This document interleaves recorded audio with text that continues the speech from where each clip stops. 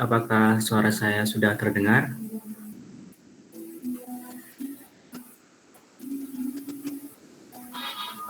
Terdengar. Baik, saya mulai ya. Assalamualaikum warahmatullahi wabarakatuh. Selamat siang. Sebelum masuk acara, lebih baik kita kenalan dulu. Saya Hilmi Soleh selaku moderator pada siang hari ini. ITC Produktif hari ini mengusung tema sharing pengalaman kerja sebagai software engineer yang akan dibawakan oleh pemateri kita yang memiliki banyak presentasi, yaitu Kak Wildan Mubarok dari Prodi Teknik Informatika. Mungkin untuk lebih jelasnya, saya serahkan ke Kak Wildan. Kepada Kak Wildan, dipersilahkan. Oke, dengar ya? Tes. Iya, Kak, masuk. Iya, Kak. Oke, siap. Oke, Assalamualaikum warahmatullahi wabarakatuh. Waalaikumsalam warahmatullahi wabarakatuh. Waalaikumsalam warahmatullahi wabarakatuh. Sebelum kita mulai, kita perkenalan dulu ya. Jadi, nama saya Wildan Mubarok dari Teknik Informatika angkatan 18. Belum lulus ya. Oke. Nah, ini saya lagi di Jombang ini di depan rumah, dekat rumah. Ya, seminggu sekali ke kampus kadang buat bimbingan skripsi aja. Karena kuliahnya udah selesai tapi skripsi belum, gitu kan. Oke. Untuk hari ini saya akan mempresentasikan tentang pengalaman saya yang ada di pengalaman kerja.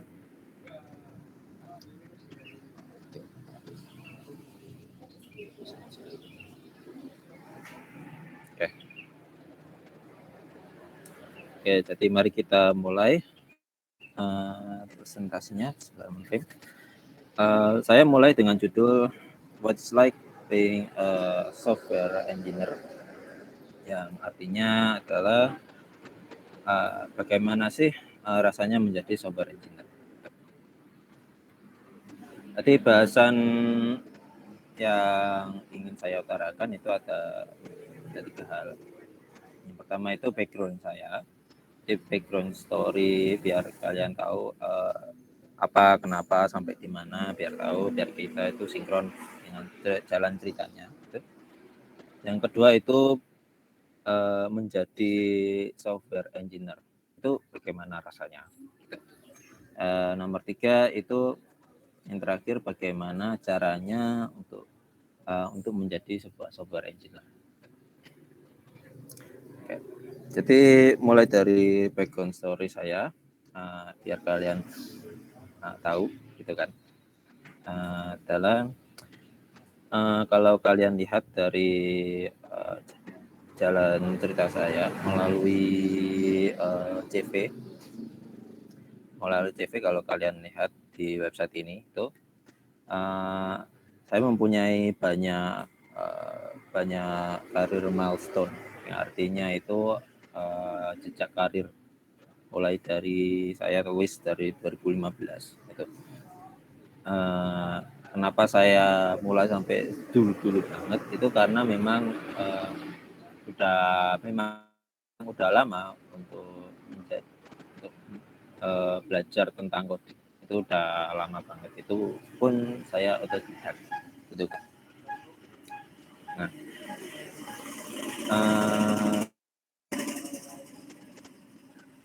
yang akan kita bahas di topik hari ini itu paling banyak itu ada di yang paling atas ini. Nah, paling atas ini itu saya tulis sebagai software engineer at Logistic Company. Gitu. Itu mulai sejak Januari 2022. Nah, sebelum ke sini itu ada banyak hal itu yang aku tempuh, gitu kan. Cuman kalau saya terangkan satu-satu itu bakal panjang sih, gitu. Jadi langsung aja. Oke. Jadi aku mau pangkas dulu software engineer itu apa maksudnya gitu kan. Nah, maksudnya itu software engineer itu adalah yang paling basic, kita pasti dia tuh bikin software. Ya, tugas utama dia sebagai software engineer itu adalah bikin software. Atau kadang juga bisa dibilang bikin sistem, utak-atik data, dia juga baca algoritma, juga kecuali hunter atau bug hunting itu. Jadi nyari-nyari masalah pada sistem ya, atau juga bahasa coolnya itu ya orang yang ngoding gitu. Nah, kontrari dari kebalikannya dari kata-kata orang, yaitu juga partially biasa bilang bener, yang bisa benerin printer, servis rumah, yang ngisal Windows, ngetik Excel itu sebenarnya bukan konsepnya dari software engineer, itu konsepnya orang kantoran gitu kan ya, orang IT ya gitu kan ya. Jadi software engineer saya sebutkan sebagai orang yang ngoding. Untuk logistik company-nya, saya berada di dalam company perusahaan namanya Swift. Swift ini adalah perusahaan yang mengurusi tentang pergudangan gitu. Nah, jadi gudangnya itu besar, kayak itu satu gudang besar. Nah, itu dia itu bercecek beberapa banyak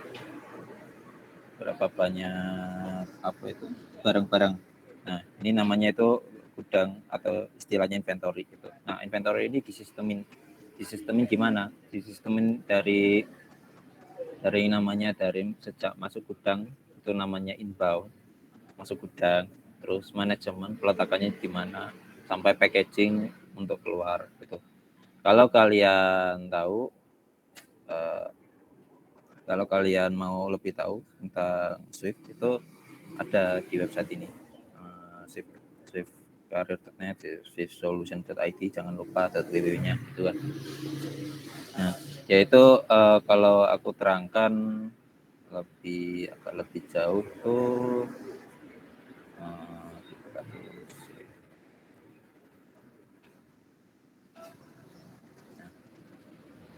jadi dia itu yang handle dulu itu namanya toko cabang itu. Sekarang dia itu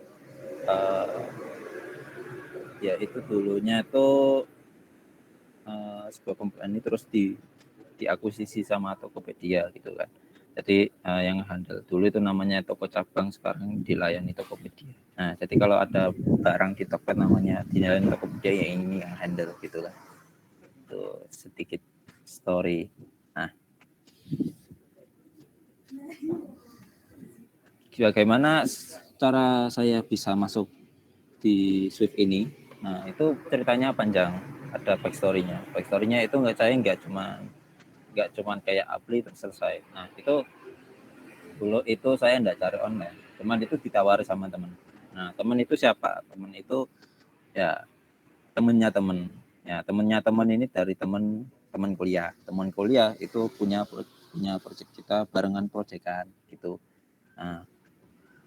Nah, terus proyekan ini itu triggernya itu pas ada project gede dari teman lain, teman dari SMA gini, kan. Kita lihat ini kan ada dari sejak 2015 yang ada di CV itu nyambung semua. Saya dari teman-teman, terus temanku ini di startup, terus batal terus ada kliennya, ada temannya itu jadi klien, pengen mengerjakan hal yang sama. Jadi itu project gede ini CS-an sama temanku yang saya belah ini. Akhirnya yang teman dia itu yang kerja di Swift. Nah, itu kayak tahu kayak, oh aku bisa nge-handle ini. Nah, dia lagi ada hiring offer, terus aku apply masuk gitu. Nah, apply-nya itu gimana? Nah, apply-nya itu tipikalnya sama. Apply-nya itu caranya itu aku kirim CV ke dia gitu. terus dia itu minta kirim ke departemen hiringnya itu. Jadi masuknya HR inter. Jadi masuknya itu aku submit Oktober, gitu kan. Terus interview. Nah, interview sama tim human resource-nya itu HR namanya. Itu. Nah, pertama itu interview. Setelah interview lolos, terus setelah itu di interview sama orang teknik. Jadi orang-orang engineer yang sama di situ. Nah, aku kan apply-nya itu sebagai backend ya. Jadi pas di sini technical interview itu aku di interview sama orang-orang yang handle backend juga gitu. Nah, prosesnya itu gimana sih kalau misalkan interview itu? Nah, interview itu dalam proses yang awal ini pertama itu interviewnya itu kayak menceritakan pengalaman sebelumnya gitu. Nah, jadi pengalaman sebelumnya itu penting karena kalau misalkan nggak ada itu kayak akhirnya mau cerita apa nggak tahu gitu kan. Akhirnya tim harinya juga nggak pede kalau kalian itu seperti kalau ada misalkan ada orang yang mau masuk tapi nggak punya pengalaman sebelumnya gitu. Itu kayak jadi kan orang kayak nggak pede gitu kan, nggak mau join gitu. Makanya yang tadi itu membantu sekali gitu akhirnya. Kalau misalkan aku langsung apply itu tanpa misalkan meskipun aku bisa ngoding tapi aku nggak punya pengalaman sebelumnya mau buatin apa kayak kemarin itu di CV itu ada list banyak. Nah, akhirnya aku nggak bisa cerita gitu. Nggak bisa masuk sini. Jadi pengalaman sebelumnya itu penting. Nah, technical interview ini itu langsung aku kayak coding di tempat itu.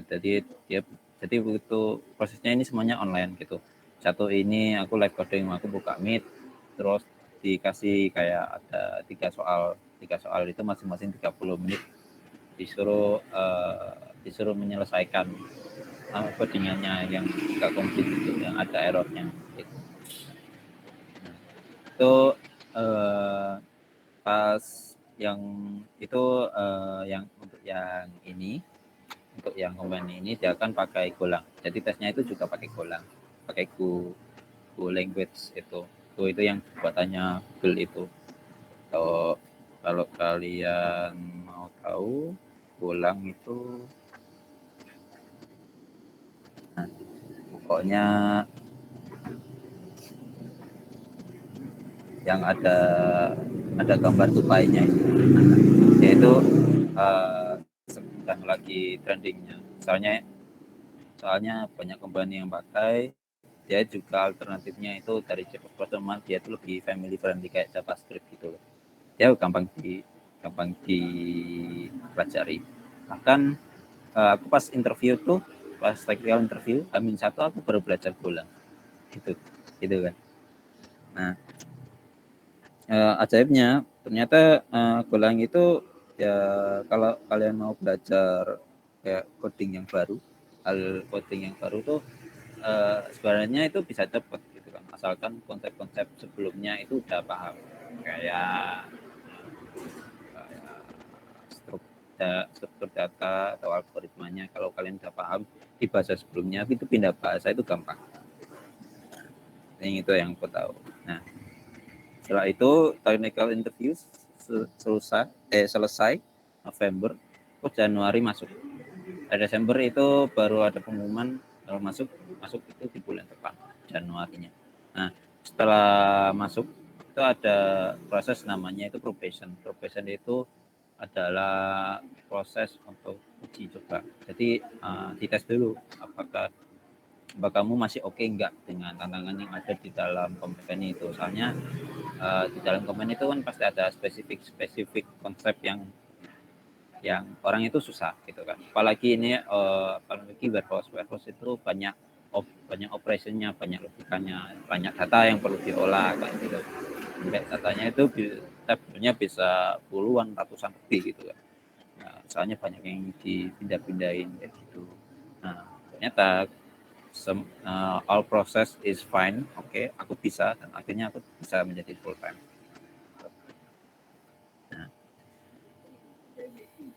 Nah, ini setelah setelah kalian paham,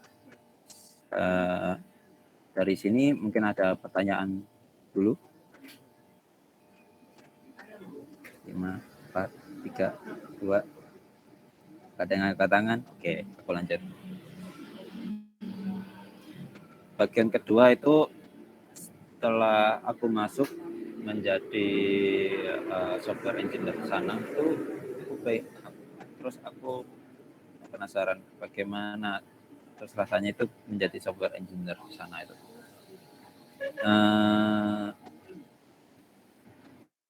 Awal sebelum aku mau membahas di dalam itu, yang pertama posisiku di company ini itu adalah aku full remote sebagai backend engineer. Nah, jadi nggak semua company itu yaitu meskipun engineer di depan laptop terus itu nggak semuanya itu bisa full remote gitu. Untuk company ini ya alhamdulillahnya dia itu full remote untuk semua engineer gitu kan. Padahal ada gudang-gudangnya, ada kantornya ada juga di Surabaya, ada juga di Jakarta gitu. Nah, ini adalah sesuatu hal yang jarang sih, makanya aku tertarik dari awal itu. Bentar, aku minum dulu ya. Oke. Nah, oke, sampai mana tadi? Nah, jadi itu alasanku kenapa mau interest masuk di sini itu karena full remote. Memang nggak semuanya itu full remote, cuman ya makanya itu aku tertarik gitu kan. Nah, yang kedua itu manajemenku itu lama-lama itu sama kayak ya office gitu. Jadi aku masuk jam 8, jam 8 kayak buka laptop, cek jadwal meeting, terus sampai jam 5 selesai, ya udah selesai. Terus sisanya itu aku buat ya misalkan lanjut skripsi atau semacamnya gitu. Off gitu. Jadi cuman apakah company yang lain melakukan yang hal sama? Itu juga enggak, karena aku dengar dari ceritanya orang yang sebelum masuk ke shift atau dari temennya juga itu jadi software engineer itu kalau mereka overtime itu hal yang murah gitu, hal yang lumrah gitu kan. Cuman aku good berada di company di mana itu mereka aware dengan respect dengan jam kerja gitu. Tapi kalau misalkan mau overtime, mau lembur, ya nggak apa-apa gitu kan. Kalau itu memang menyelesaikan masalahmu gitu kan. Jadi itu dua hal yang menjadi aku bikin disclaimer di sini. Aku mungkin biasa, aku mungkin kayak condong ke suatu hal yang kayak baik, memang udah baik di culture company gitu. Makanya kalau kalian sebelum join ke company mana itu memang perlu lihat dulu kayak kulturnya gimana, jam kerja gimana, full remote apa tidak, kayak gitu kan. Itu decision yang bikin faktor kalian untuk mau apakah kalian itu tambah enjoy atau tidak enjoy saat mau apply di company mana. Okay. Nah, jadi pas hari pertama aku tuh belajar untuk survive.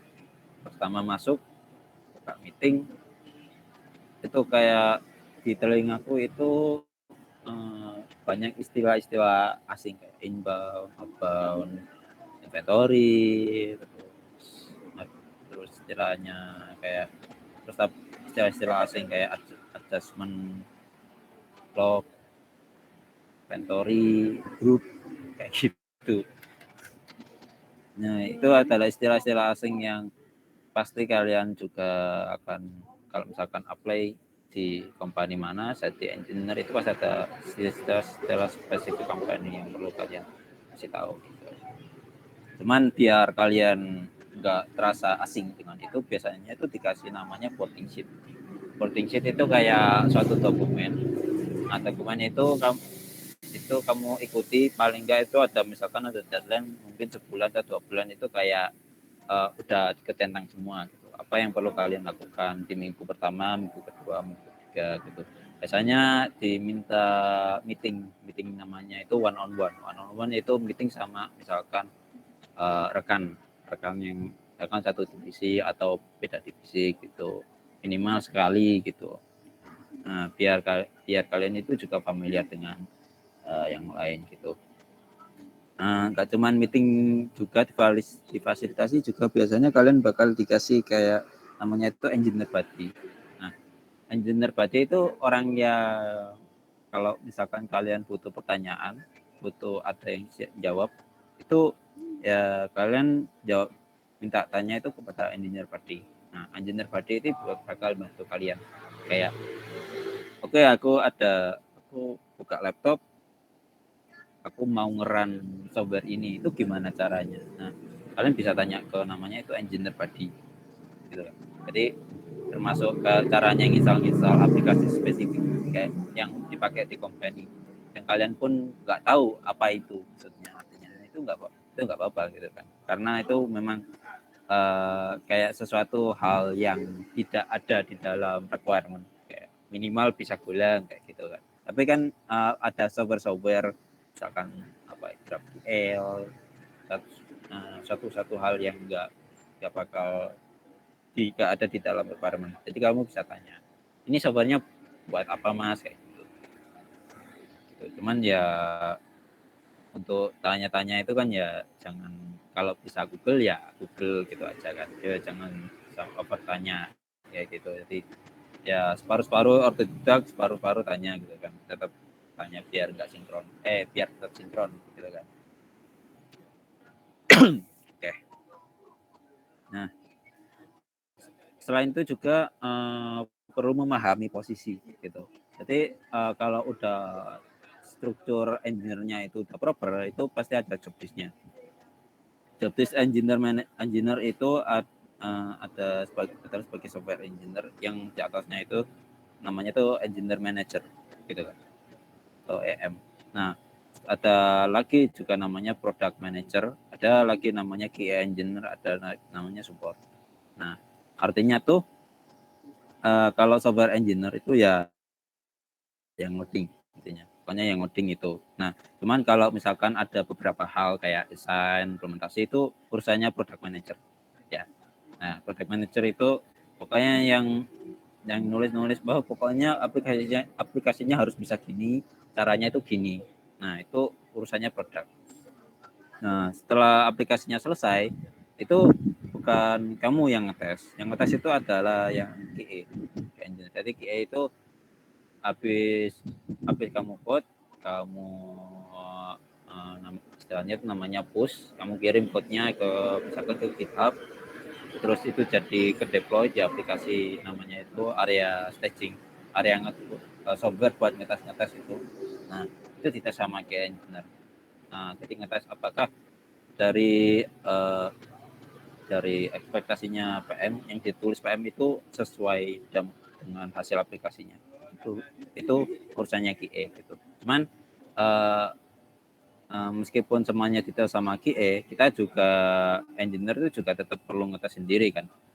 Paling enggak gitu sebelum kayak nge-push code itu harus ada buktinya, atau ini work, udah kamu tes, oke, udah. Kalau ngetes kan ya tetap kita tes dulu. Nah, terus nanti dihandle sama QA. Soalnya QA itu juga nggak cuma handle yang apa istilahnya itu yang skenario yang kamu expect di sini, yang nggak kamu expect juga akan kita sama QA. Jadi kadang itu bakal pasti kreatif kayak gitu loh. Nah, terakhir itu support engineer. Jadi biasanya kalian kalau software engineer biasanya jarang sama support. Soalnya support ini kalau misalkan softwarenya udah rilis, terus ada kayak ada orang mau ada kendala kayak gitu, itu yang handle itu namanya support. support engineer namanya. Nah, jadi kalau kalian mau apply ada bedanya ya, software engineer sama support engineer gitu. Support engineer itu nggak ngoding, saya cuman ya dikasih pertanyaan terus dijawab kayak gitu. Cuman kadang software engineer juga harus melakukan hal yang sama kalau misalkan itu softwarenya masih baru gitu, sebelum di hand over ke support. Okay. Nah, selain dua yang tadi harus dipahami, yang ketiga adalah mindset-nya pun harus berubah gitu. Nah, mindset-nya itu menjadi software engineer itu harus otodidak. Nah, otodidak ini adalah sebuah skill yang emas gitu, harus gitu kan. Kenapa? Karena ya pasti kamu akan mendapatkan hal-hal yang baru. Kalau jadi dari former experience, kalau kalian udah bisa otodidak, belajar sendiri, Google sendiri itu udah oke banget gitu. Nah, kayak gitu otodidak bisa dipakai. Nah, setelah itu selain otodidak, kalian juga bakal kayak nge-review code. Jadi kamu sudah selesai kayak sebuah kerjaan di hari ini misalkan. Nah, kamu push itu kan namanya nanti di GitHub itu ada namanya pull request. Nah, pull request ini itu kamu review. Jadi kodemu itu direview sama engineer lain gitu. Engineer lain teman rekanmu sendiri sedivisi gitu. Nah, kamu nggak cuma submit aja, kamu juga nge-review code-nya orang lain gitu kan. Nah, jadi itu membuatmu harus kayak juga paham gitu. Paham, oh ini maksudnya ini maksudnya oh kayak gini. Kamu bisa kalau kamu tahu ini kayaknya perlu dirubah ya kasih komen aja kayak gitu. Nanti sambil komen sebenarnya ya itu akhirnya. Jadi kalian juga paham satu sama lain dengan rekanmu gitu. Ini code-nya ngapain gitu kan. Nah, saya itu juga kamu bakal sering-sering kayak komunikasi ini. Misalkan kamu dikasih kayak requirement dari product manager itu mau fitur ini. Nah, kamu selesainya gimana? Nah, itu harus disampaikan gitu kan. Sampaikan. Oh, aku bikinnya itu pakai dengan cara ini. Akhirnya overall itu membuat sebuah kolaborasi. Nah, jadi kolaborasi ini akhirnya kalian tuh bisa kayak bagi job atau saling feedback untuk melakukan task yang besar kayak gitu. Biar semua kayak satu tim itu nggak ada yang kayak ada bug-nya gitu. Kalau kalian tahu, karena soalnya tiap orang itu kan pasti beda ketelitian, beda pengetahuan gitu kan. Paling udah keren di bug ini, tapi yang orang lain bug itu gitu, kayak gitu. Nah, jadi setelah survive 3 bulan apa yang terjadi? Nah, terjadi itu yang aku rasa adalah pertama itu ngodingnya itu sebenarnya dikit. Dari 8 jam itu kamu kerja, kamu ngoding, paling ngodingnya cuma 10%. Dikit banget gitu. Kamu dikasih task cuman sebelum ngoding itu harus kamu implementasikan dulu gitu. Gak langsung kamu coding. Itu ada satu fiturnya itu gede. Nah, aku dulu pernah kayak oke, kayak gini ya. Aku langsung coding. Itu salah semua. Gitu kan. Karena apa? Makanya itu harus komunikasi dulu sama tim-tim yang lain gitu kan. Ya, ini aku mau implementasi kayak gini, boleh nggak? Kayak gitu. Oke, nah overall oke, baru diimplementasi. Jadi nggak buru-buru. Kalau buru-buru itu pasti nanti kayak maka banyak komen, kayak karena kan kamu idemu itu bisa tidak sinkron dengan yang dipahami sama orang lain. Ini approach-nya harusnya gini. Jadi banyak konflik gitu kan. Kalau nggak kamu sinkronkan dulu. Jadi ngomong dulu yang pasti. Jadi ngomong approach-ku gini, oke overall terus ngoding. Makanya ngodingnya itu dikit sebenarnya. Kebanyakan itu pasti itu bakal dihapus di meeting. Gitu. Meetingnya pun bukan meeting kayak ngobrol dikit terus dibiarin nyala gitu enggak. Ya kayak tiap hari itu meeting update apa, terus sisanya itu ditinggal offline gitu. Kamu mau offline nggak apa-apa, cuman ya tetap buka kayak sepantau aja kalau ada sesuatu yang kalau ada yang perlu chat gitu kayak gitu. Nah, jadi overall untuk prosesi meetingnya tuh aku bagian biasanya itu ada 3 hal. Pertama itu pasti ada daily progress. Jadi pas mulai kerja itu ada meeting dulu. Nah, meetingnya itu isinya itu kemarin kamu habis ngapain, terus hari ini mau bikin apa gitu kan. Nah, untuk job list-nya itu udah diisi sama engineer manager itu. Kalau kalian tahu kayak Trello gitu, jadi tas-tasnya itu udah di list semua yang mau yang apa yang lagi dikerjakan, urusannya QA buat ngetes kayak gitu. Nah, jadi tinggal dari progres ini tinggal kayak aku udah selesai tas ini dipindah ke in testing gitu. Aku mau ambil tas ini, oke, itu dipindah ke work in progress kayak gitu. Nah, biasanya habis setengah biasanya cuma setengah jam, 1 jam udah selesai gitu kan. Nah, sisanya bisa jadi itu kayak udah nggak ada meeting selain itu, wis. Kayak udah selesai, kerjamu literally done gitu. Kamu bisa main-main kayak gitu. Soalnya remote juga kan gitu kan.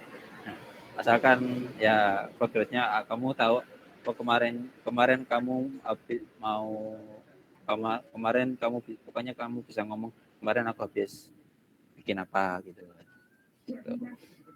Dan operasionalnya juga ada dua meeting lain. Pertama, yang satu itu kick off product.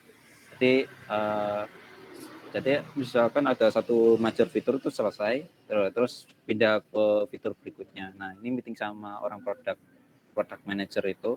Nah, kita ngobrol ini fitur baru ini kayak gimana. Terus occasionally kita juga bisa memberikan feedback. Kalau misalkan aku inputnya kayak gini, apakah itu kayak kamu ngecek apakah itu nanti bisa bug gitu kan, misalkan kalau skenario-nya gini, kamu saling feedback biar nggak ada kayak nggak sinkron gitu kan, atau pengerjaannya terlalu nggak logis atau terlalu ribet gitu, atau mau dipecah-pecah gitu. Biar ya kalau mau dikasih tas itu ya tinggal jalan gitu. Nah, yang terakhir itu biasanya yang agak sering itu yang pair ngoding itu kamu sama temenmu itu buka meet terus ngoding bareng gitu. Tujuannya itu bukan kayak ngedektek itu bukan, cuman aku kayak misalkan temanmu itu ada pertanyaan, aku mau ini dong apa, misalkan biasanya banyaknya itu sama orang front end gitu, aku mau ini cek gimana sih cara manggil datanya di back end kayak gitu. Nah, atau teman sesama back end gitu, kamu misalkan habis ngoding A gitu, terus rekanmu pengen pakai code yang udah kamu dikerjakan di A kayak gitu, itu pair coding gitu. Jadi kadang sehari ada sehari itu 1 hari 1 kali 2 kali ada, bisa jadi nggak ada kayak gitu. Nah, occasional problem yang biasanya dihadapi sama orang SF itu ya pertama itu bisa jadi implementasinya susah, atau dikasih problem terus problemnya itu susah dikenali, kadang juga waktunya juga nggak cukup gitu kan. Nah, ini beberapa kali aku menemui masalah kayak gini gitu kan. Nah, kalau misalkan kamu mau implement sebuah fitur terus itu stuck, itu gimana? Nah, menurut pengalamanku itu kalau misalkan requirement produknya itu nggak ada, misalkan nggak jelas saat meeting produk itu ada yang miss gitu kan, terus kamu tanya, nah itu sounding dulu sama MPM, biasanya itu pas daily ngobrol engineer, aku ada problem ini, caranya nyelesainya itu gimana kayak gitu. Atau yang nomor 2 itu karena bug, karena problem di divisi lain gitu kan. Kalau divisi lain itu istilahnya itu kayak aku mengerjakan misalkan bagian keluar gitu. Terus modul ini itu depends ke divisi timnya orang lain. Nah, yang muncul errornya itu di divisi pas di tempatnya kodenya di divisi lain kayak gitu. Nah ini kalau muncul, nah itu perlu nanya, kayak Mas, ini aku nemu error kayak gini di ya, di situ. Itu kok bisa kayak gitu ya? Itu perlu ngobrol sama EM juga biar antara dua domain itu di dua divisi itu biar tahu gitu. Itu mungkin ada requirement yang misalkan gitu. Nah, kalau misalkan problemnya itu karena implementasinya divisi lain, kayak kamu manggil code-nya yang habis ditulis sama temenmu, nah terus itu problem di sana. Nah itu perlu dicek, kayak kamu cek dulu, soalnya kan kamu sama temanmu yang satu divisi kan harus paham code-nya kan, gitu, harus paham code-nya. Kalau kamu tahu langsung kamu fix ya nggak apa-apa, fix aja gitu. Cuman kalau misalkan fix-nya agak banyak gitu, kamu mungkin disubmit dulu gitu kan, biar tetap sinkron gitu kan. Ini maksudmu ngeting ini buat apa gitu kan, ini ngapain, barangkali kalau kamu nemu bug sekarang kan bisa di fix gitu. Nah tapi kalau kamu sendiri yang stuck, aku sendiri ngoding aku stuck nih, itu gimana? Itu yang pertama itu Google is your friend. Pokoknya kamu googling dulu kalau bisa. Kalau itu ada sesuatu hal yang bisa kayak masalah umum, kayak misalkan aku mau load data terus nyimpennya tapi ada aneh-anehnya kayak gitu, kayak misalkan kalau konflik ngapain gitu kan. Nah, itu Google is your friend. Itu bisa dicari ya, pakai Google dulu. Nomor 2, kalau misalkan nggak bisa di Google karena itu ya spesifik implementasinya, karena itu spesifik kayak ada kayak manajemen datanya, ini data ini aku pokoknya mau ngedit data ini, itu lewat mana, itu kan harus diobrolin dulu. Nah itu kalau masih relate sama implementasi orang lain, itu ya tanya dulu lah. Oke gitu, tanya dulu ini maksudnya apa ya gitu. Itu biasanya sering terjadi kalau apalagi kalau masih awal-awal pertama gitu. Ini tabel ini tuh isinya apa sih gitu. Enggak apa-apa kalau awal-awal ya gitu. Yang nomor 3 itu kalau misalkan kalian udah mentok itu coba soundingkan ke tim kayak 1M pas daily meeting, aku nggak bisa ngerjakan ini gitu. Nah cuman kamu jangan kayak bikin stuck orang lain juga. Kalau bisa kamu pada approach backup plan gitu. Backup plan-nya kira-kira kalau aku mau implement kayak gini, alternatifnya itu boleh nggak? Kayak gitu. Nah, kayak biar apa ya, daily meetingnya itu nggak terlalu makan banyak waktu gitu kan. Nah, gitu. Oke. Terus sering kali juga kalau misalkan kamu udah selesai ngoding, kamu push, terus QA itu ada dari tim QA itu nemu bug. Nah, kamu handle-nya gimana? Nah, biasanya orang QA itu biasanya bakal tinggal report aja kalau ini tas ini masih belum benar. Terus belum benarnya dikasih tahu ini bug-nya itu caranya itu munculnya apa biasanya pasti ditulis munculnya apa, errornya apa gitu. Nah setelah itu dikasih reproduce step, jadi stepnya itu buat munculin bug itu gimana, problem itu gimana gitu kan.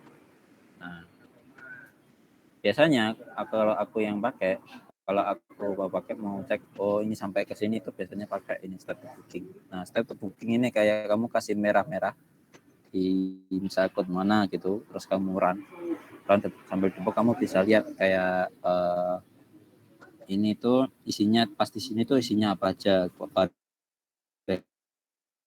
variabelnya.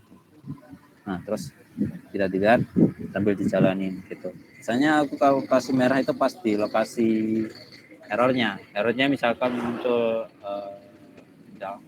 satu error, biasanya kan ada kayak stack trace atau isinya itu kayak ini lokasi codingan errornya itu di mana. Nah, aku kasih merah di situ. Terus lihat variabelnya yang dia kerjain itu apa gitu.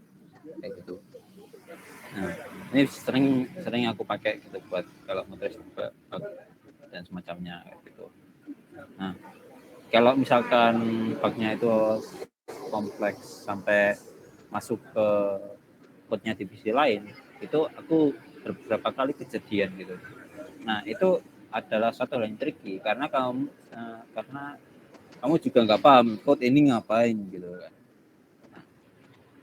Karena kamu sendiri yang handle bug itu kan ya tasnya kan di-assign ke kamu gitu kan, ke aku gitu.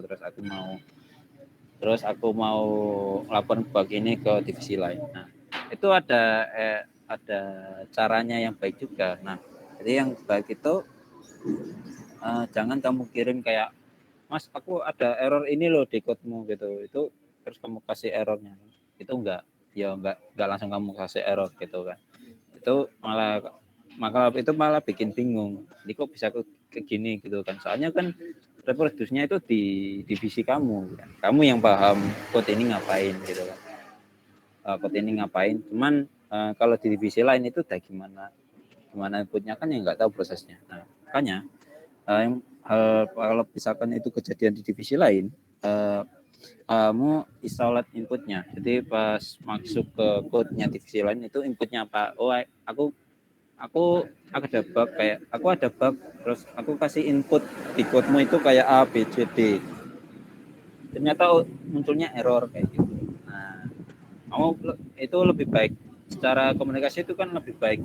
Ya, mereka itu langsung tahu, oh, aku kan coding ini aku nggak aware kalau ada kayak kalau punya kayak gitu output ekspektasinya aku nggak tahu gitu kan. Nah, itu ada ayatnya sendiri dan aku nemu gitu. Soalnya dulu itu aku juga kayak apa kok ini error di sisi lain sih kayak gitu. Terus aku lihat, Mas ini ada error kayak gini tuh gimana ya? Nah, langsung di stop. Saya Mas jangan gitu dulu, kamu list dulu inputnya apa, mari kita diskusikan ngobrolin. Misalnya itu kita barengan itu sama divisi lain itu kayak ada Excel, terus input terus data-datanya itu dimasukkan ke Excel gitu. Terus coba disimulasikan sendiri gitu, outputnya harusnya apa gitu. Itu lebih baik gitu. Dan itu approach yang dinilai bagus sama teman divisiku juga gitu. Nah, dan masalah yang satu lagi yang jarang adalah tapi kalau terjadi di bahaya itu masalah kalau di waktu. Jadi PM itu mempunyai kayak nulis requirement itu biasanya itu ada deadline-nya atau ada deadline-nya itu tapi cuman kadang juga nggak ada gitu. Cuman mereka itu juga ada deadline internal mereka gitu kan. Nah, biasanya kalau pasnya udah dimasukin itu kamu bakal ditanya kira-kira selesai kapan. Nah, selesai kapan itu harus dijawab dengan hati-hati. Kenapa? Karena itu pasti jadi estimasi yang basket kayak banyak hal gitu. Kamu mungkin oke, sebenarnya sehari ini selesai gitu. Tapi kalau aku ngomong itu aku ngomongnya pasti mungkin ditambah 2 atau 3 hari. Kenapa? Karena misalkan kalau sehari itu memang selesai, itu kan belum dites gitu. Terus amit-amit kalau ada problem lain gitu. Habis dites ada masalah. Nah, itu kayak gitu kan. Nah, itu satu hal yang penting gitu. Jadi kamu pintar-pintar negosiasi dengan kapan tas ini selesai gitu. Nomor 2 itu kalau misalkan kalau tasmu gede gitu. Jadi kalau bisa ya dipisah gitu. Nah, kamu dikasih tas yang satu nyempil tapi isinya banyak. Nah, itu kamu perlu itu maaf Mas, ini aku kalau bisa dipisah gitu ini dulu gitu. Untuk bagian yang lain bisa di hold dulu di bagian tutup, paling ada yang mau ambil ya ambil aja. Kata nomor 3 itu cari alternatif. Jadi kalau misalkan satu tas itu akan membutuhkan waktu yang lama dengan implementasi yang udah direkomended mungkin mungkin coba pakai approach lain. Kamu cari di Google approach mana yang paling cepat untuk diselesaikan implementasi gitu. Oke. Itu so far problem-problem yang aku ketahui. Gitu kan. Nah, jadi in the end aku punya beberapa rule, kayak aku menyadari beberapa hal. 3 ini yang penting saat kerja itu. Nah, pertama itu adalah fokus on goal. Artinya itu jangan kamu nyalahkan kalau ada misalkan ada satu masalah, kamu jangan nyalahkan orangnya. Oh ini nggak bener nih codingnya gitu. Ya jangan, kamu fokus di code-nya. Oh ini di code ini itu ada masalah kayak gini, suggest alt apa kayak shopnya itu gimana? Apakah misalkan kalau diganti kayak gini itu benar apa enggak? Gitu. Nah, jadi orang itu bakal lebih transparan. Gitu. Oh aku admit, oh aku salah nih, sorry terus dibenerin, apa-apa selesai beres gitu kan. Jadi jangan main blame. Oh ini tasnya orang ini nggak bener atau selesainya lama gitu. Ya jangan. Itu satu culture yang tidak baik juga. Terus yang kedua itu success for the whole team. Artinya itu sukses itu untuk satu orang dalam satu divisi. Jadi kalau misalkan tasmu kalau selesai cepet, tapi kalau ada problem di rekan lain itu kayak ya kamu ya itu yang diumumkan ya satu tim gitu. Jadi kalau bisa kamu membantu sama lain gitu kan. Nah, soalnya kalau misalkan kamu main sendiri gitu kan, semuanya kamu handle sendiri, terus ada implementasi yang enggak kamu aware, tapi kamu misalkan enggak rekomen, enggak konsultasi sama tim rekan sedivisi kayak gitu, itu kan menjadi banyak tidak yang sinkron gitu kan, komunikasi gagal kayak gitu. Nah itu satu hal yang dihindari juga. Jadi tiap kamu mau implement, paling nggak komunikasi dulu satu tim ini oke enggak gitu.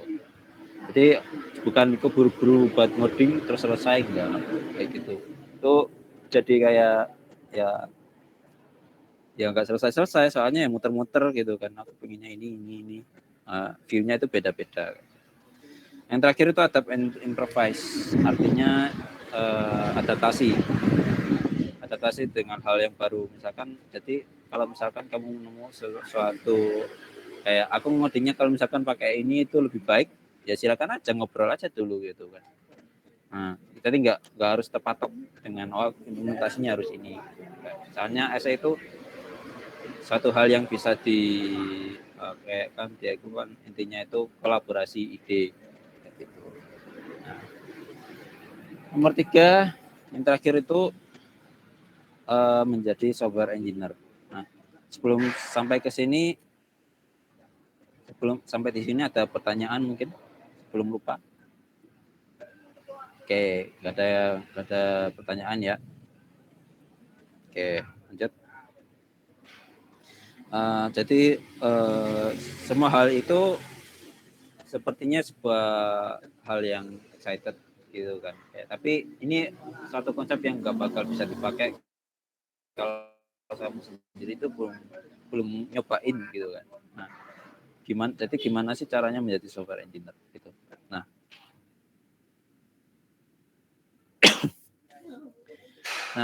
dari pandangan engineer atau orang yang ngoding itu nggak cuma terpaut dalam kamu pokoknya harus kerja apply di mana.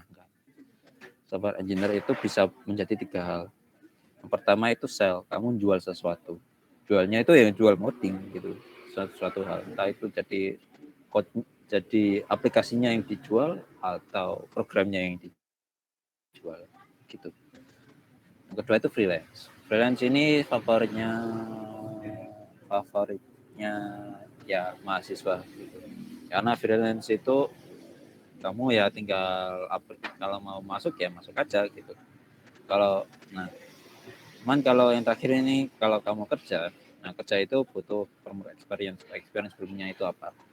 Nah, jadi ada setiap opsi ini ada ups and down-nya. Kalau misalkan kamu jual sesuatu, itu enaknya kamu cuma kerja sekali. Kalau sukses, kalau laku, ya udah itu dari income itu, udah kayak gitu. Tapi kamu kayak jual sesuatu, akhirnya kamu harus marketing gitu kan. Marketing digitalnya tetap ada. Itu sulitnya. Nah, kalau freelance itu ya kamu lihat ada list kerjaan, kayak dibutuhkan website gitu, kerjakan kayak coding atau apa aplikasi gitu. Nah, enaknya kalau freelance itu ya fleksibel. Kalau kamu nggak mau kerja, oke, nggak mau kerja, mau fokus skripsi dulu, oke, nggak masalah. Cuman freelance ini sesuatu hal yang short term, karena kalau misalkan kalau kamu udah nggak kerja, kalau udah nggak kuliah gitu, nggak ngapa-ngapain, itu satu hal yang kalau misalkan udah punya tanggungan pribadi itu satu hal yang nggak stabil sih, karena income-nya juga naik turun juga kan, tergantung kamu mau seberapa rajin kamu accept kerjaan atau freelance gitu. Beda lagi kalau udah kerja. Nah, kalau udah kerja itu ya income-nya ya stabil gitu, ya pokoknya gitu-gitu terus. Cuman keenaknya itu ya Senin sampai Jumat itu pasti dipakai gitu, dipakai. Jadi kalau misalkan kalau masih kuliah itu ya susah juga kayak gitu. Nah, dan pekerjaan ini membutuhkan masuknya itu juga nggak susah, masuk agak susahnya itu kan ya kayak prosesnya tadi. Kalau misalkan kamu HR interview itu, misalkan kalau kamu pure skillnya cuma belajar HTML doang, itu kan kamu mau cerita apa gitu kan nggak ada. Nah, otomatis nggak lolos gitu kan. Nah, makanya sebelum ke aplik kerja kamu biasanya kamu harus melakukan antara dua hal ini gitu. Kamu bikin produk atau kamu freelance gitu kan. Itu jadi suatu hal yang bisa dijadikan kayak sebuah topik curhatan saat mau apply di HR tadi. Nah, aku juga melakukan yang hal sama. Aku coba ketiga-tiganya ini kan, jual, freelance, terus kerja. Nah, itu aku udah melakukannya udah dari dulu 2016 ini. Nah, terus 2018 masuk kuliah aku coba freelance. Nah, dari ini semua sampai ke 2022 itu pertama kali aku kerja gitu. Jadi aku punya segudang pengalaman pas masuk gitu. Jadi itu bikin confidence-nya orang HR untuk menerima lamaranmu itu tinggi gitu, karena kamu punya banyak pengalaman gitu. Nah, tapi untuk bisa kayak fokus konsisten kayak gini itu membutuhkan sebuah dedikasi. Nah, dedikasinya itu terjadi pas 2016 ini. Nah, 2016 ini itu sebuah momentum di mana aku sendiri itu kayak cita ngoding gitu kan. Nah, jadi untuk melakukan semua hal kayak bertahun-tahun itu tadi konsisten, itu kamu harus cinta dulu sesuatu gitu kan, biar kamu dedikasimu bisa kayak awet kayak gitu. Nah, menurutku agar kamu bisa cinta ngoding kayak gitu kan, jadi software engineer, kamu konsisten mau niat jadi software engineer, itu kamu harus punya income. Kamu harus merasakan rasanya ya gimana caranya itu kamu itu dapat uang. Itu cara yang paling efektif gitu, karena orang itu kalau misalkan udah nyicipin kayak cara punya banyak income sendiri, itu kayak ya udah selamanya itu pengen itu terus gitu, udah kayak betah gitu, udah suka gitu, akhirnya kan self-sustaining sendiri, terus ya plus-plusnya itu bisa buat celengan sendiri gitu, atau bantu orang tua macamnya gitu kan. Itu kan jadi sesuatu yang bakal konsisten, akhirnya membuat momentum gitu kan. Nah, untuk aku sendiri itu apply di yang tadi itu 16 gitu. Jadi pas itu untuk ini harus nah, jadi aku menyadari itu kenapa harus suka itu jadi income karena ini. Aku lihat kayak quote-nya Steve Jobs ini memang sangat akurat gitu. Jadi pekerjaanmu akan menjadi sesuatu yang menjadi hal yang besar. Kayak most of the time kamu kebanyakan itu pasti bakal habis di kerja. Dan pas kerja itu pas kamu suka, kalau kamu mau suka kerjanya, itu harus melakukan yang namanya itu grit work. Nah, grit work ini pekerjaan yang besar itu bisa dilakukan dengan cara kamu suka dengan apa yang kamu lakukan. Jadi kamu pas kerja itu enjoy, nggak malah beban kayak aduh coding. Nah, kamu bakal suka coding. Menurutku kalau kamu mau suka coding, kamu harus kayak menyicipi aku punya income. Aku bisa buat ini buat selain jadi hobi, ya jadi itu sumber income kayak gitu. Nah, untuk aku sendiri itu aku tahu kayak bakatku itu ada di jadi SE itu pas tahun 2016. 16 ini aku jual sebuah codingan gitu. Nah, aku mulai dari 2016 itu pas aku SMA gitu. SMA itu aku kayak punya project itu namanya itu pakai Unity itu buat game engine gitu. Dulu itu buat media pembelajaran itu. Nah, terus buat media pembelajaran aku menemukan sebuah kayak problem. Nah, problem itu pas aku bikin problem terus aku daripada aku kayak langsung nggak tambal problemnya gitu dengan kayak misalkan edit di software lain dimasukin. Nah, problemnya itu aku generalisasikan terus aku jual itu solusinya. Nah, ternyata ini laku dan dari situ kamu kayak aku itu akhirnya wah dapat income padahal aku nggak ngapain padahal aku cuma iseng gitu kan. Nah, dari situ aku sadar kayaknya bakatku di sini. Ini sebuah hal yang bisa aku jadikan kayak ya income gitu, jadi kesehariannya. Nah, terus dari sini juga karena ini kebetulan targetku itu di luar Indonesia gitu kan. Ini kan Unity bisa dibuat di banyak hal, itu juga menjadikan aku suka juga menjadi terbiasa dengan bahasa Inggris karena conversation-nya itu kebanyakan email. Mas aku butuh support fitur ini, fitur itu dalam bahasa Inggris semua. Gitu. Nah, dari situ pas menemukan suatu hal yang keisengan itu 2016 aku memutuskan aku bakal fokus di sini.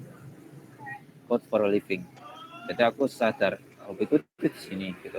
Ya udah, aku bakal improve ini dulu. Improve ini jadi biar paling kayak itu bisa nambah sales, nambah kayak penjualannya gitu kan akhirnya. Nah, setelah itu selesai kayak itu udah bagus banget gitu kan. Tapi nggak mungkin aku stuck di situ.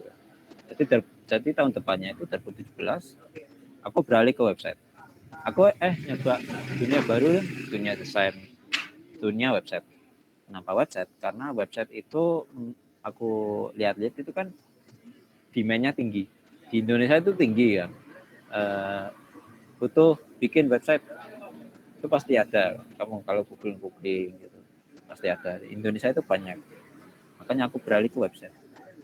Tahun depannya pas masuk jadi kampus itu pas aku menjadi mahasiswa aku udah tahu kebanyakannya ini website terus ini.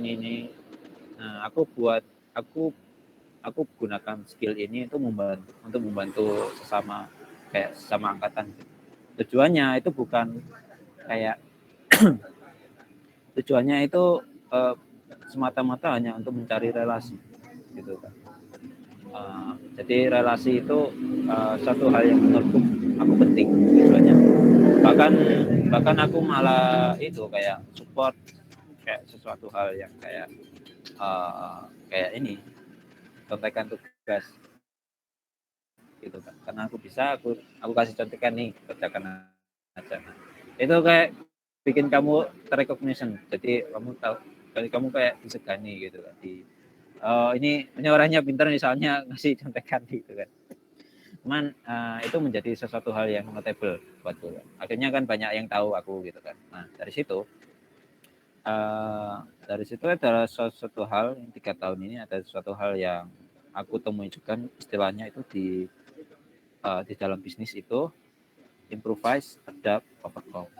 Kalau bahasa Indonesianya itu artinya amati, tiru, modifikasi, ya kan? Itu kayak sesuatu hal yang kayak nggak asing kan. Nah, jadi step yang dilakukan pertama itu perbaiki skill. Kamu sadar skillmu di sini, kamu perbaiki dulu. Setelah itu adaptasi. Kamu habis belajar, kamu adaptasi. Jadi marketnya itu sekarang itu apa? Gitu kan. Marketnya oke di sini aku mau fokus cari income di sini. Gitu kan. Terus overcome itu artinya ya situ, kamu punya skill, kamu punya market, jualan di situ. Gitu. Cari market di situ. Nah dari situ kamu bakal akhirnya itu punya senjata gitu buat apa itu menjadi SE gitu, orang yang ngoding yang punya skill gitu. Nah untuk aku sendiri itu juga ada loopnya di situ gitu. Nah jadi loopnya itu di sini adalah tiap tahun aku pasti mempunyai sesuatu yang baru. Every year is my first. Jadi ini pertama gitu kan. Nah, jadi tiap tahun itu satu hal yang baru. Aku pengen tiap tahun itu hal yang baru gitu. Nah, kalau nggak gitu, kesempatan kayak gini itu nggak mungkin gitu kan. Karena ini misalkan dari 2021, aku masih kuliah. Kalau misalkan aku nggak kayak nyari skill dulu kan, kesempatan kayak gini tuh nggak mungkin gitu. Ini pun juga kan dari temen ke temen, dari project, dan timeline-nya itu dikit banget gitu. Karena pas di 2021 ini untung-untungnya itu kayak di company-ku itu masih mencari orang gitu buat engineer-nya itu masih terbuka lebar karirnya. Nah, itu sesuatu yang bagiku itu kayak beruntung gitu. Nah, beruntung dari mana? Dari sini, mentorship. Jadi tiap tahun kamu melakukan mengekspan ke hal-hal yang baru. Nah, dan menurutku itu adalah sesuatu hal yang kayak kebetulan, tapi juga untungnya aku udah kerja keras gitu. Kayak kesempatannya ada dan aku punya skill untuk itu, ya kan? Jadi kalau kamu lihat dari video ini salah satu yang memotivasiku dan itu masuk akal gitu. Is success good or hard work? Apakah sukses itu sebuah keberuntungan atau kerja keras? Spoiler alert itu dua-duanya butuh. Dua-duanya itu pasti butuh. Gitu. Kalau kamu sendiri gimana? Nah, misalkan kalau kalian juga pengen untuk melakukan hal yang sama, kayak itu kan kayak aku kan udah dari dulu tuh. Kalau kalian baru mau coba kayak sistem kayak gitu, apakah bisa? Menurutku enggak. Kamu itu bukan enggak terlambat untuk melakukan hal yang sama gitu kan. Karena itu hal yang memang lumrah, kayak hal yang memang dibutuhkan dalam software engineering. Karena di dalam software engineering itu pasti software itu berubah tiap tahun. Ini berubah terus gitu. Nah, juga mempunyai banyak konsep. Konsepnya itu banyak. Kalau kamu belajar sebanyak itu konsepnya, mendem gitu istilahnya. Nah, jadi untuk bisa kalian memfilter mana yang dibutuhkan, mana yang tidak, kalian harus bisa memilah gitu kan. Nah, memilah. Selain itu juga, tapi saat memilah itu juga kalian harus kayak mengumpulkan skill itu juga gitu kan sebelum waktunya kamu punya kesempatan kayak gitu. Nah, gimana caranya untuk melakukan kayak aku sebut namanya ini mental shift gitu kan. Nah, jadi menurutku kalau kalian pengen menjadi software engineer, kalian harus melakukan antara tiga ini. Antara kamu menjual produk, antara kamu bikin freelance, atau kamu apply kerja. Gitu. Cuman apply kerja itu memang kayak tadi kan, butuh formal experience. Kamu butuh, jadi kamu melakukan antara dua situ, freelance atau self. Biasanya ya kebanyakan bakal freelance dulu gitu, sama project dosen atau Pak. Tiap orang itu Pak jalan ke rumahnya itu beda-beda ya. Gitu. Jadi kalian sendiri yang bisa cari kesempatannya juga. Gitu. Kalian harus melakukan ini, just do it. Jadi cara terbaik untuk menjadi software engineer itu harus ya mulai. Bahkan apalagi kalau aku personally bahwa hal yang murah, hal yang aku udah punya kayak strategi yang lumrah gitu, kayak kamu punya produk, kamu pengen ide startup kayak gini, meskipun itu gagal oke, kamu punya, yang penting kamu punya experience gitu kan, aku bisa bikin ini gitu kan. Aku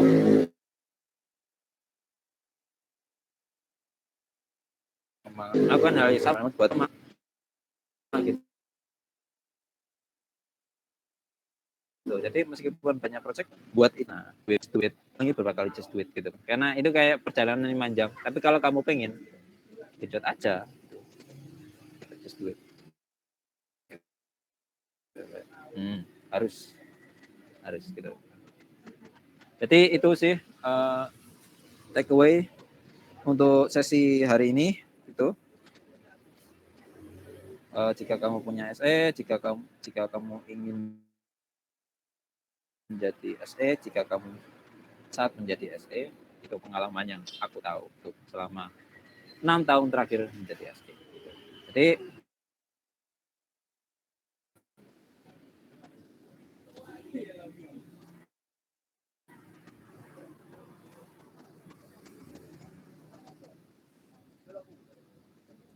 oke.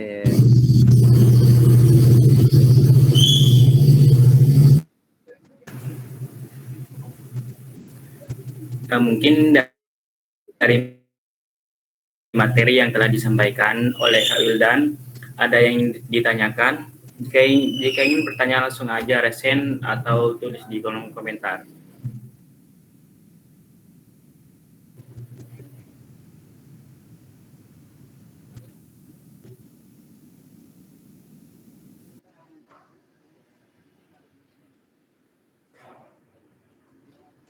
Baik, sebelum ada mungkin masih nyari pertanyaan nih Kak.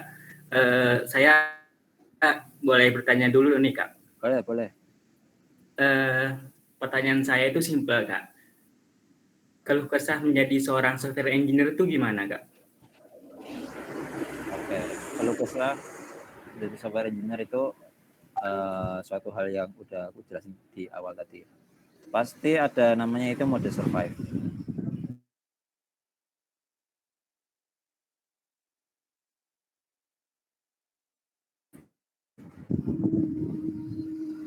Harus belajar survive gitu kan. Kayak kamu nggak tahu apa-apa, masuk udah kayak dikasih penjelasan banyak, apalagi tasnya itu kayak asing gitu. Ini ngapain sih, maksudnya ada istilah-istilah yang nggak kamu pahami gitu. Kamu harus rela untuk mencari informasi itu sendiri, culture apa yang di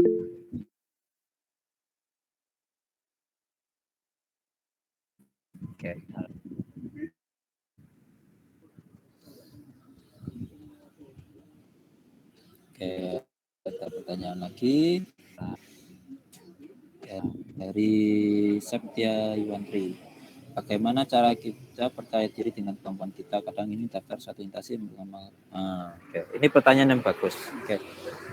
Memang banyak, bahkan terjadi di temanku sendiri gitu. Dia mau apply, jobnya udah ada, tapi mau pencet apply itu susah. Susah ini kenapa? Karena tidak ada formal experience. Gitu.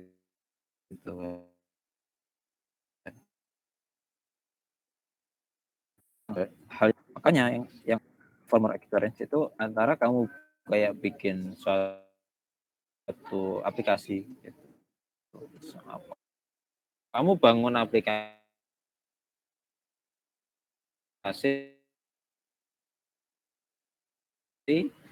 terus itu sebuah software namanya Doublet. Nah, Doublet ini sebuah usaha kayak hosting gitu kan. Nah, hosting ini aku bikin website gitu. Websitenya itu ya udah, aku nggak expect ya itu kayak salesnya tinggi, pendananya tinggi atau itu bakal mengget orang gitu. Tapi yang penting aku bisa bikin.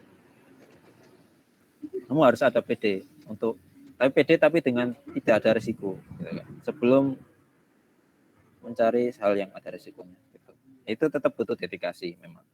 Tapi itu suatu hal yang nggak bisa kamu selesaikan dalam sehari. Kamu harus kayak emang beberapa hari itu kayak mungkin alokasikan 1 bulan untuk cari hobi kecil-kecilan gitu kan.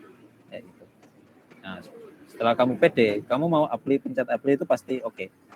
Kayak aku kemarin itu apply ya gak ada resiko gitu kan. Aku kayaknya udah pede gitu. Aku pencet apply, aku kayak pas interview juga nggak grogi gitu. Karena ya menurutku pengalaman itu udah oke kayak gitu. Oke. Smoothie. Kan tadi job essay 10 ya. Nah, itu gimana? Nah, oke. Ya, pertanyaan bagus. Kadang ya sebenarnya enggak 10% tiap hari.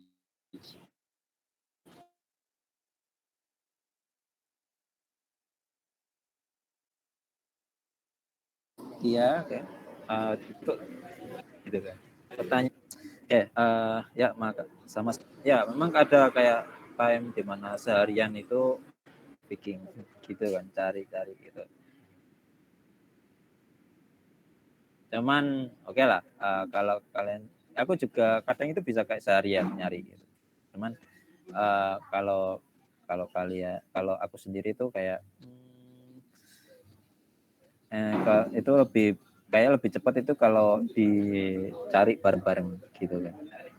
Begitunya tuh nggak cuma kamu yang nulis, bisa 2 orang atau 3 orang yang nulis gitu kan. Akhirnya satu tim barengan itu nyari bug itu terjadi, dan itu lebih baik kan daripada kamu cari sendiri gitu. Kecuali kalau memang teman-temanmu rekan sendirimu tuh udah ada job list lainnya gitu kan, karena mepet deadline gitu ya, itu beda lagi gitu.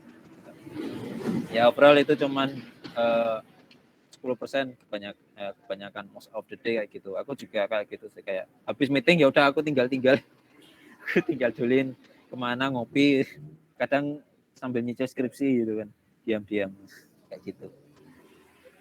Oke. Nah, kayaknya itu ya Mas Budi. Ya, itu kondisional. Oke. Makasih untuk good question-nya. Lagi mungkin.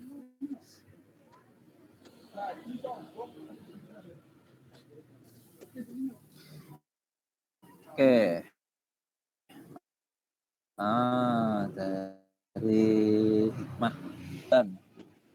Bagus sekali pertanyaannya. Dalam bekerja kita fokus tinggi, juga mengerjakan skripsi. Oke, menurutku ya itu satu hal yang aku juga dilema gitu. Jadi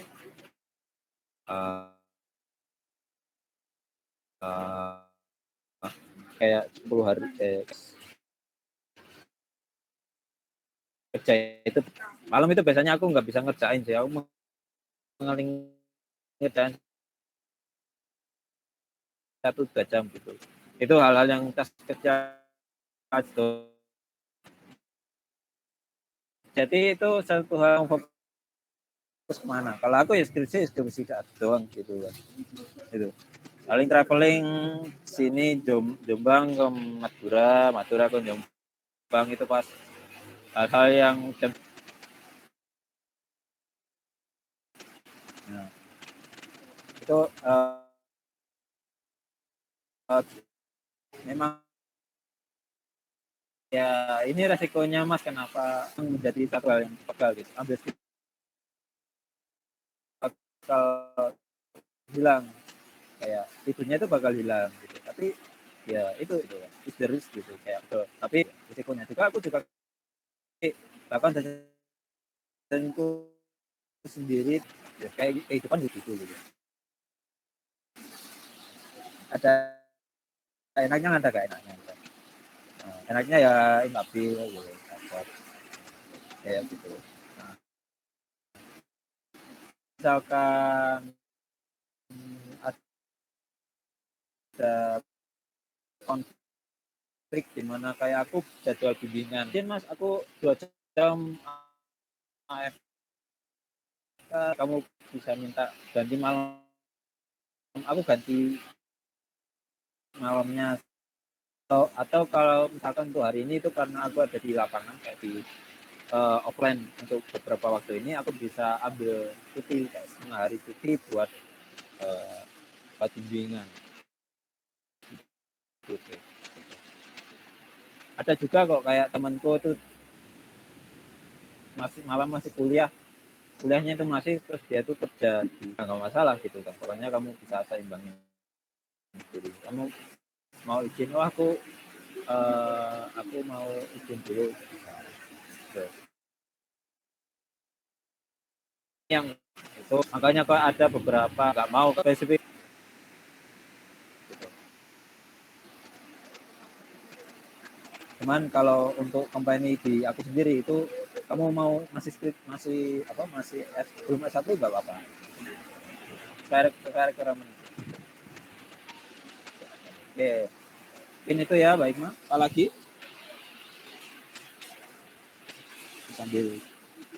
Aku sambil ganti lokasi dulu. Hujan. Oh, hujan.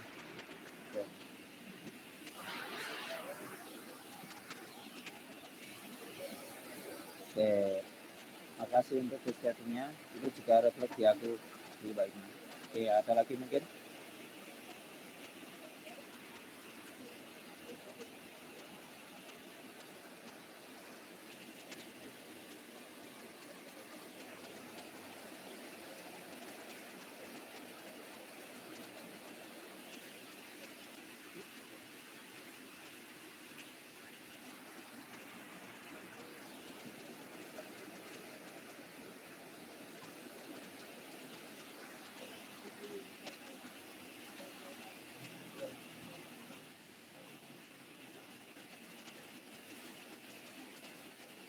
Jadi kalau kalian pengen mereview ulang ini, aku kasih aja linknya ya, gitu.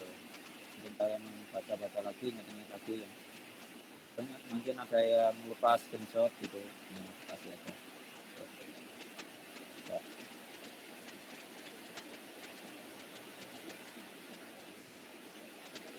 Ada lagi mungkin?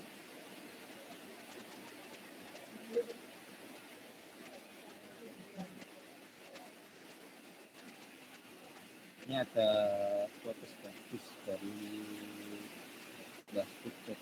Ini aku membuat dari sini kok, sebenarnya quote-nya itu ini cuma dari quote-nya. Aku suka sama quote-nya. Nanti baca-baca dulu.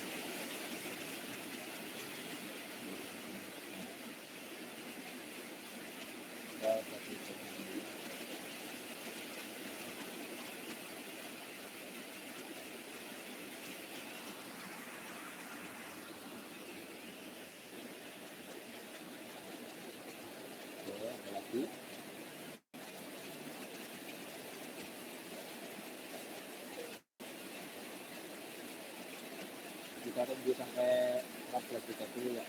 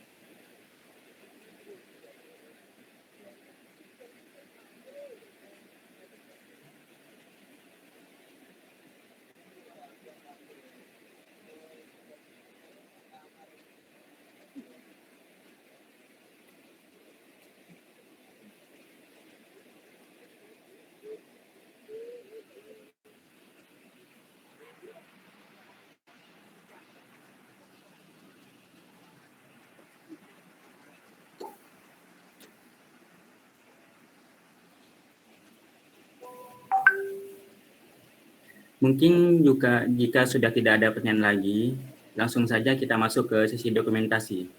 Untuk sesi dokumentasi, saya mulai. Silakan untuk semuanya bisa on kamera.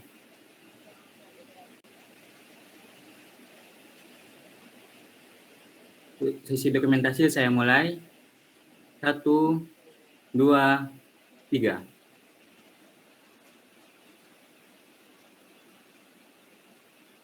Dua kali lagi. 1, 2, 3. Satu kali lagi. Yang terakhir. 1, 2, 3.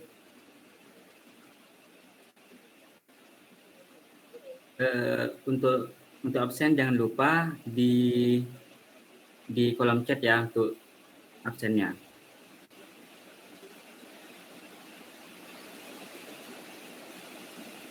Baik, terima kasih untuk Kak Wildan yang sudah menyempatkan waktunya untuk berbagi ilmu dan pengalamannya. Terima kasih juga untuk seluruh peserta yang sudah join meramaikan acara, dan terima kasih untuk seluruh peserta. Mungkin itu saja yang dapat saya sampaikan, kurang lebihnya saya mohon maaf. Saya selaku moderator undur diri. Sampai bertemu di ITC Produktif selanjutnya. Assalamualaikum warahmatullahi wabarakatuh. Waalaikumsalam warahmatullahi wabarakatuh. Waalaikumsalam.